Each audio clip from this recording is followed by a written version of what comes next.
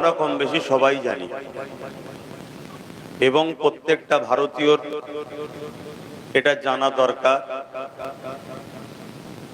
তাই প্রতি বছরে এই দিনে পুরো দেশ জুড়ে নিজ নিজ দায়িত্বে নিজ নিজ এলাকায় যার যার যে রকম স্বার্থ আছে সেই স্বার্থ অনুযায়ী তারা এই দিনকে খুশির দিন হিসাবে, গর্ব আনন্দের দিন হিসাবে উদযাপন করে আসছে। আমরাও ফুরফুরা শরীফ মোজাদ্দেদ জামান ফ্রিডম ফাইটার স্বাধীনতা সংগ্রামী পীর আবু বকর সিদ্দিকীর জন্মভূমি এই পবিত্র ভূমিতে আজকে ৭৮তম স্বাধীনতা দিবস উদযাপন হচ্ছে। বিভিন্ন জায়গায় বিভিন্ন মানুষ তাদের মতো করে তারা করছে। আমরাও ভারতবর্ষের নাগরিক, আমাদের জন্য এই দিনটা আনন্দ প্রকাশ করা, এই দিনকে স্মরণ করা, এই দিনে গর্ব প্রকাশ করা, এটা আমাদেরও দায়িত্ব। আমার পূর্বে আমাদের আবু আফজাল জিন্নাহ সাহেব সংক্ষেপে কিছু কথা বলেছে। তার মধ্যে তিনি একটা কথা ফুটাতে চেয়েছে, এটা অত্যন্ত দুঃখের বিষয়। আজ আমার দেশের ভৌগোলিক পরিস্থিতিকে সামনে রেখে ঠিক এমন যেন ভাবানো হচ্ছে যে বিশেষ কিছু মানুষেরই শুধু অবদান আছে, বাকি কারো অবদান নাই। এটা আমার দেশের জন্য কিন্তু একটা দুর্ভাগ্য। কোন একটা জায়গায় যেন আবার আমার দেশকে পরাধীনতার শিকলে বাঁধার জন্য আবার একটা ষড়যন্ত্র চলছে। তাই যাতে সম্প্রীতি, ভ্রাতৃত্ব, দেশের সকল সম্প্রদায়ের মানুষ, ভাষার মানুষ, বর্ণের মানুষ কাঁধে কাঁধ মিলিয়ে এক হয়ে যদি চলতে পারে, তার জন্য আমাদের জিন্নাহ সাহেব এই বক্তব্যটাকে ফুটিয়ে তোলার চেষ্টা করেছে। তবে আমি দুটো বিষয়ে খুব সংক্ষেপ সময় বলবো। প্রতি বছরই আলোচনা হয়, আজ আমি প্রতি বছরে করে আসছি। শিশুবেলা থেকে স্কুলে যখন পড়াশোনা করতাম, সকাল সকাল সেজে গুলে যেতাম। আমাদের স্যারেরা, আমাদের দিদিমণিরা, তানারা ছোটবেলায় আমাদের ঘরে নিয়ে পতাকা উত্তোলন করত, সে একটা আনন্দ ছিল। তারপরে যখন একটু বড় হলাম, স্কুলের পাশাপাশি নিজেকে সুন্দর চরিত্রের অধিকারী করার জন্য যে আদর্শ শিক্ষা, রাসূলের আদর্শ, কেন কোরআনে বলছেন নাকাল আলা খুলুকিন আযীম, সবথেকে উত্তম চরিত্র ওয়ালা মুহাম্মদ রাসূল। তাই যখন সেদিকেও গেলাম, আমাদের মাদ্রাসার মুহাদ্দিস হুজুরগণ, উস্তাদ হযরতগণ, তিনারাও আমাদের ঘরে নিয়ে এই প্রতি বছর এই 15ই আগস্ট স্বাধীনতার পতাকা উত্তোলন করে আনন্দ খুশি কিভাবে উদযাপন করতে হয় সে শিক্ষাও আমাদের ঘরে দিয়ে আসছে। সেই শিক্ষায় শিক্ষিত হয়ে যেভাবে দেশের পতাকাকে শ্রদ্ধা সম্মান করা দরকার, হয়তো ততটুকু করে উঠতে আমরা পারি না, তারপরও চেষ্টার কোনো ত্রুটি রাখি না। তাই প্রতি বছরই আলোচনা হচ্ছে, আজকেও হবে। এদেশের স্বাধীনতার কি ইতিহাস কম বেশি আমরা জানি, তবে হ্যাঁ, অনেক ইতিহাসকে চেপে দেওয়া হয়েছে। এই চাপার পিছনে একটা বৃহৎ ষড়যন্ত্র আছে। সেই ষড়যন্ত্রটাকেই আমি প্রথমে ছোট্ট করে বলি। কিছু কম বেশি 100 বছর ধরে ব্রিটিশের বিরুদ্ধে ভারতীয়রা লড়াই করছিল। 1857 সিপাহী বিদ্রোহ, প্রথম যুদ্ধ শুরু হয় ব্রিটিশের বিরুদ্ধে। তার আগেও অনেক ষড়যন্ত্র হয়েছে, কিন্তু ইতিহাস বলছে ব্রিটিশদের ঘরে কোনোভাবে ভয় দেখানো, কাঁপানো, ঘাবড়ানোর কারো সাহস হয়নি, কেউ পারেনি। ব্রিটিশের বিরুদ্ধে চোখে চোখ রেখে বুক চিতিয়ে তাদের বিরুদ্ধে লড়াই করবে। কিন্তু আজ আমাকে গর্ব লাগছে, যেদিন আব্দুল আজিজ মুহাদ্দিস দেহলভী রহমাতুল্লাহ আলাইহি ফতোয়া দিয়েছিল, চলো ব্রিটিশদের বিরুদ্ধে লড়াই করা ফরজ, করতেই হবে, সেই দিন কিন্তু ব্রিটিশের পা কেঁপেছিল, ব্রিটিশের হৃদয়ের মধ্যে কম্পন শুরু হয়েছিল।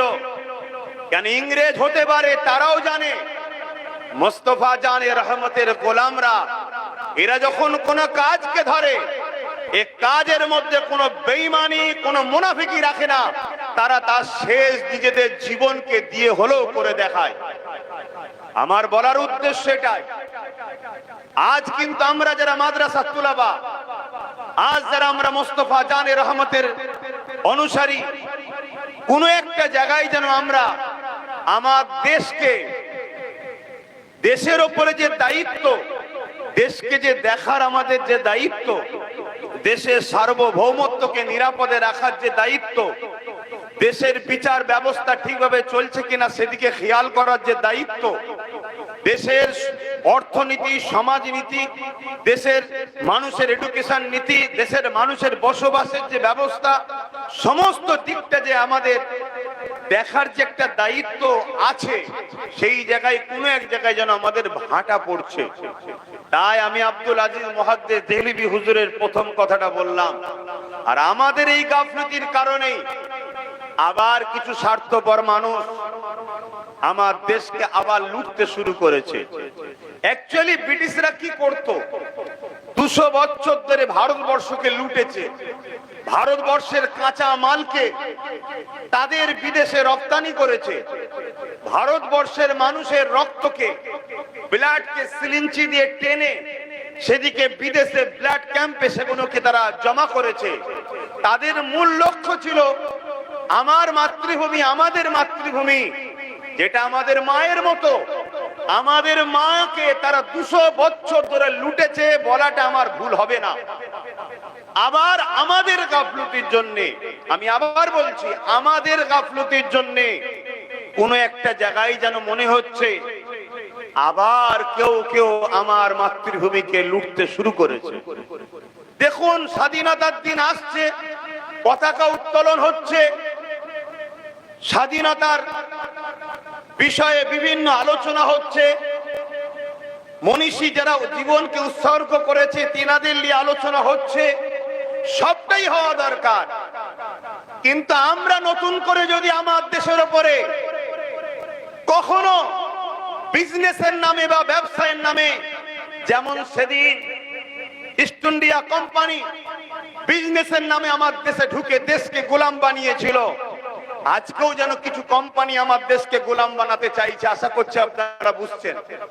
নতুন করে যদি আমার দেশকে আবার, আমাদের মাতৃভূমি, আমাদের মাকে যদি আবার গোলামির শিকল দিয়ে বাঁধে, তাহলে তো নতুন করে লক্ষ লক্ষ উলামাদের জীবন লাগবে।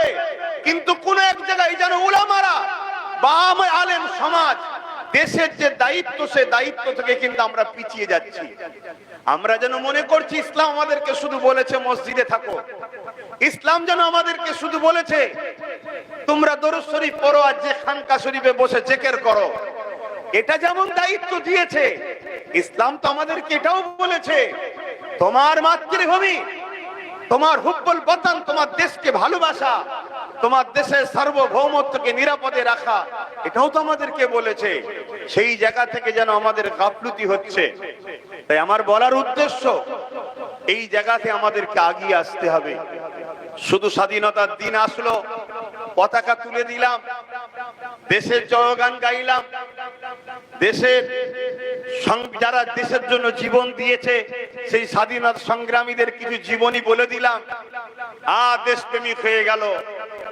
এটা ঠিক যেন কেমন লাগছে। মাফ করবেন যদি আমার কথা আপনাদের কাউকে আঘাত লাগে, আমি আঘাত দিবার উদ্দেশ্যে বলছি না, আমি দেশকে ভালোবাসার স্বার্থে বলছি। আমার মনে হয় 365 দিন প্রত্যেকটা মানুষ যেমন খাবার প্রয়োজন হয়, সংসারের কথা ভাবার প্রয়োজন হয়, নিজের জীবনের কথা ভাবার প্রয়োজন হয়, তার পাশাপাশি প্রতিটা মানুষের 365 দিন নিজের দেশের কথা ভাবা দরকার।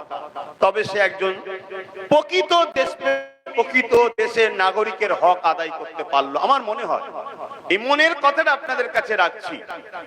আসুন, অবশ্যই সেই দিনকে আমাদের স্মরণ করা দরকার, যেটা 1947 15ই আগস্ট। আমরা যে দিনটা ব্রিটিশ হুকুমাতের 200 বছরের কালো থাবা থেকে আমাদের মাতৃভূমিকে আজাদ করতে পেরে আমরা আমাদের সম্মান ভালোবাসার প্রতীক পতাকা এই তেরঙ্গা পতাকা উত্তোলন করতে পেরেছিলাম। কিন্তু 1857 সিপাহী বিদ্রোহের সময় যেভাবে আমার দেশের ভারতের দিনকে আমাদের স্মরণ করা দরকার, একের পর একভাবে লড়াইয়ের মধ্যে দিয়ে বহুত মায়ের কোল, বহুত ভারতের বীর সন্তানেরা নিজেদের জান 1900 সিরাজউদ্দৌলার কথা মনে এই মানুষটাকে ভুলে যাচ্ছেন নাম। আজকে তিনি কেমন বীর যোশুকে তিনি যেভাবে দেশকে আজাদ